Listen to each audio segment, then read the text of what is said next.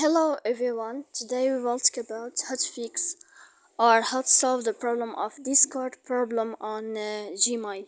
To know how to fix or how to solve the problem of Discord problem on Gmail, we click on settings. In this page, you can click on apps, default apps, app settings. On above, you can search about Gmail and you can click.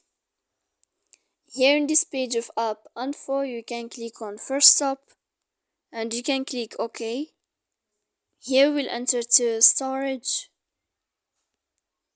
Then you can click clear cache. In the end, you can turn off your phone and you can wait a moment to turn on your phone again to fix that problem. So please don't forget to support us by like and subscribe. See you next time in another video and thank you for your attention.